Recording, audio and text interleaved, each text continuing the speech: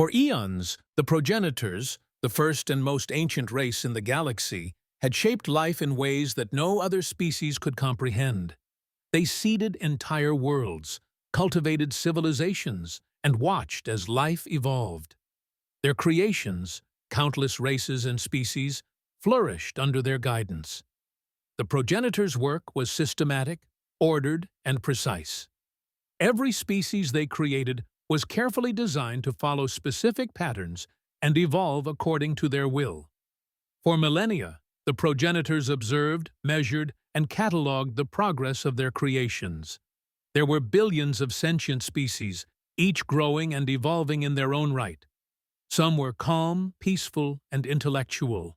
Others were fierce and warlike, with an unyielding hunger for expansion. Yet all of these species shared one thing in common. They followed the blueprint the progenitors had designed. They evolved at a steady, predictable pace, and their fates were shaped by the progenitors' careful hand. But the progenitors grew tired. Even the endless expansion of the universe felt monotonous. They wanted something more, something beyond the steady march of evolution and stability. So, they disappeared. They left, vanishing into a neighboring universe where no life existed, no galaxies to shape, and no destinies to guide. For ages they were gone. The universe, once shaped by their hand, continued to evolve without them, and their creations carried on with their lives. Yet, the progenitors never lost interest. They watched from afar, observing the changes, waiting for the moment when they would return. And then, after eons of absence, they reappeared. The moment the progenitors re-entered the universe, their presence was felt across the galaxy like a sudden shockwave. It wasn't just the suddenness of their arrival, it was the magnitude of their power. Stars flickered as their presence disturbed the cosmic balance, sending ripples across space-time. Planets trembled under the weight of their return. A vast, invisible tremor spread across the galaxy. The first to react were the ancient species, the long-established, deeply powerful races that had existed for millennia. They had lived in relative peace, and the return of the progenitors shook them to their core. The highly intellectual Esroth, a race of beings known for their psychic abilities, immediately began to probe the galaxy's surface with their minds, searching for answers. What did the progenitors' return mean? Was it a sign of judgment, rebirth, or perhaps something far darker? The Kavar, a race of reptilian conquerors who dominated several systems through fear and strength, immediately began preparing their fleets, unsure if this was a diplomatic meeting or an existential threat. Their warriors, ever eager for battle, were already sharpening their claws, readying their ships to face whatever came next. The Felix, a race of large, feline-like beings known for their agility and intelligence, held a council in secret, debating whether the progenitors' return was a test or a threat to their sovereignty. Their leader, a sleek and graceful queen, was quick to calm her people, urging patience and diplomacy in the face of the unknown. But as the galaxy braced for what was to come, one race was distinctly less concerned. Humanity, the youngest of the races, responded in a manner that was uniquely human. As soon as humanity realized the progenitors had returned, chaos broke out. At first, no one knew what to do. Some humans scrambled to gather supplies, unsure if the progenitors' return meant war or some kind of galactic trial. Others panicked, assuming that the progenitors might have come to erase humanity for their wild, unpredictable ways. Still, others decided to live as if nothing had changed, continuing their daily routines. One group of humans, after hearing the news, decided to throw an impromptu progenitor welcome party in the middle of the street. There were balloons, a banner reading, Welcome back, progenitors, and a DJ who had naturally no idea what he was supposed to be doing. "I think we're fine," one human said, popping a soda can. "If they wanted us gone, we'd know by now. They probably just want to hang out. Maybe they're into the latest TV shows." The progenitors, watching this display from afar, were left baffled. Other species in the galaxy were taking drastic actions to prepare for the return of the progenitors, but humanity? Humanity was throwing a party. And in that strange human way, the progenitors felt the first stirrings of intrigue. But the progenitors, having observed all the races of the galaxy, weren't interested in simple diplomacy or destruction. They had something more in mind. The progenitors had returned not just to observe, but to test. The progenitors had initially planned to evaluate all of their creations, to see how they had evolved. They would assess their strength, intelligence, creativity, and ability to survive. This would be the final test of their cosmic creations. The progenitors would hand down their verdict, and the galaxy's future would be decided. But as they watched humanity, the progenitors realized that their test wouldn't be as simple as they had once thought. Humans weren't predictable, they weren't following any prescribed path of evolution, and they certainly weren't playing by the rules. Humanity didn't just react to challenges, they created them. And so, as the progenitors prepared their trials, they focused their attention on humanity. Perhaps, after all these years, it was time for the progenitors to face the most chaotic, unpredictable, and fascinating species they had ever seen. The progenitors had designed a series of trials, each more complex than the last. These trials were meant to test all the races: the calm, intellectual Esroth, the military Kavar, the calculating Felix, and many others. But as the progenitors observed humanity, they began to alter the trials subtly. Perhaps the traditional methods of testing wouldn't work on this young and unpredictable species. Perhaps humanity deserved something different. The first trial was set on a desolate world, where the progenitors had built a labyrinth that defied all logic. It shifted constantly, and its walls were filled with puzzles and traps designed to challenge even the greatest minds of the galaxy. The Esroth, with their psychic abilities, would likely be able to unravel its complexities. The Kavar would charge headfirst into the maze, brute forcing their way through. The Felix would use their agility to navigate with precision.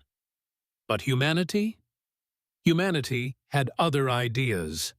As the humans stood at the entrance, some exchanged nervous glances, others readied their gear, and one human pulled out their phone to check the weather, just in case the maze decided to rain on them. Another immediately started stretching, cracking their neck, and muttering something about warming up for the real challenge. Meanwhile, the rest of the group looked around, unsure of how they would approach such an intricate, dangerous test. And then, almost as if by instinct, they all froze. A sudden realization swept through the humans. There was a moment of silence, and then one voice spoke up. "Okay, we've got this. First things first, who's got snacks?" Yes, snacks. The perfect way to start any trial, of course. One by one, the humans began rummaging through their bags, pulling out energy bars, chips, and, for some unknown reason, an impressive collection of gummy bears. With snacks in hand, they stepped forward into the labyrinth.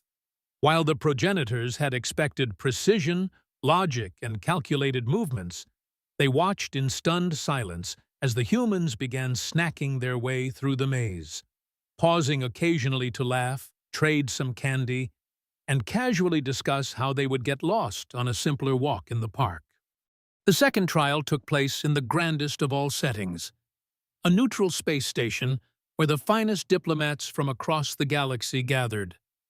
The task? Humanity must represent itself in a summit where every word, every gesture, could tip the scales of intergalactic peace. The progenitors expected carefully planned speeches, intense negotiation, and precise diplomacy. They had no doubt that humanity, still young and unrefined in these matters, would struggle. But as the humans entered the Grand Hall, they began to size up the situation in a uniquely human way. One of them immediately began checking their reflection in the shiny metal walls, adjusting their clothes like they were about to attend a high school prom. Another pulled out a small notebook and began furiously jotting down a plan. "Okay, so first we need to not say anything dumb," one whispered. "Then we figure out what kind of snacks they have," said another, rubbing their hands together in gleeful anticipation. Then came the most profound realization, spoken aloud by a third human. "Wait a minute. If we can make them laugh, we might have a shot at this. You know, like that thing where you get people on your side by being funny. Let's go with a joke." And so, just as the other races were preparing for a serious and tense diplomatic exchange, the humans confidently strolled up to the podium, a mischievous gleam in their eyes. And without missing a beat, they opened the summit with, "A spacefaring dog walks into an alien bar." For the third trial, the progenitors decided to test humanity's strength in the most direct way possible. They summoned a creature from the farthest reaches of the universe, an ancient and terrifying beast, capable of tearing through mountains with ease. The progenitors expected a battle of titans. Humanity would surely find itself outmatched, unprepared, and caught off guard. But as the humans stepped into the arena, there was a collective pause. Some adjusted their posture, stretching out like they were getting ready for a friendly game of dodgeball. Others looked around for an escape route, only half-jokingly. But one thing was certain. This wasn't going to be like any battle the progenitors had planned for. One human, an older man wearing a plaid shirt, walked forward, holding his hands up in peace. "All right," he said with complete confidence. "I'm not fighting this thing. I'm going to talk it out." The others exchanged confused glances. "You're going to talk to it?" someone asked, incredulously. "Yep," the man replied, not missing a beat. "I've got a way with words." And so, Bob, as he was known, strolled straight up to the gigantic creature, who loomed over him, its massive claws twitching in anticipation. "Hey there," Bob called. "It's a rough universe, huh? You know, I've been thinking. Maybe we can settle this with a game. A little rock, paper, scissors?" The progenitors, who had expected a heroic battle, were left speechless as Bob casually challenged a cosmic terror to rock, paper, scissors. Even more astonishing, the creature, after a long pause, agreed. And against all odds, Bob won. For the fourth trial, the progenitors presented humanity with a puzzle that stretched the very fabric of space-time itself. The rules were simple. Solve the complex interplay of time loops, gravitational shifts, and quantum anomalies to reach the goal. It was a test designed for the brightest minds in the galaxy, those who understood the deepest, most complex laws of the universe. As the humans approached the puzzle, one of them, who had been quietly muttering to herself about the impossibility of quantum mechanics, suddenly stood still, a thought forming in her mind. She looked around, then whispered, "I've got it. But first, we need snacks." After all, it wouldn't be a real puzzle without snacks. The progenitors watched, dumbfounded, as the humans began pulling out chips, candy, and the occasional sandwich. One human even started nibbling on a donut, while reading aloud from a Beginner's Guide to Space-Time Distortions manual. And then, something even stranger happened. They didn't solve the puzzle with advanced equations, complex theorems, or scientific rigor. No, they solved it with interpretive dance. Yes, dance.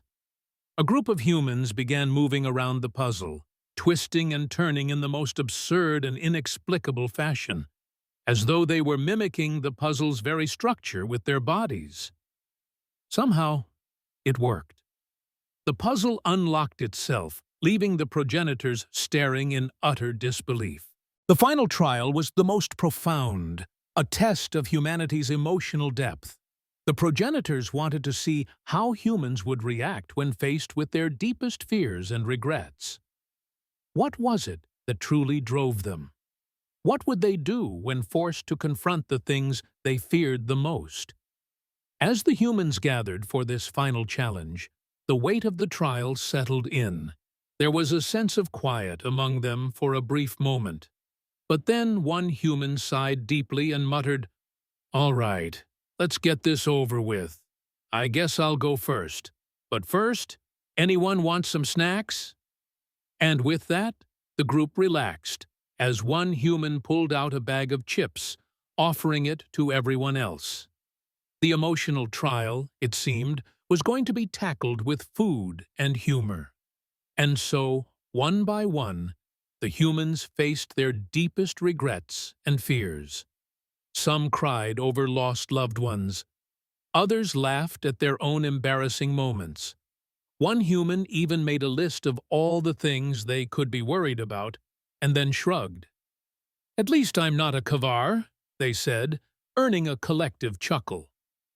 What the progenitors had hoped to be a somber, reflective test instead became a therapeutic group session, a messy, beautiful display of human emotion, camaraderie, and humor.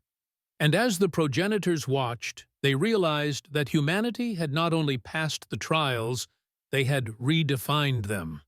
It wasn't through brute strength, advanced intellect, or emotional stoicism.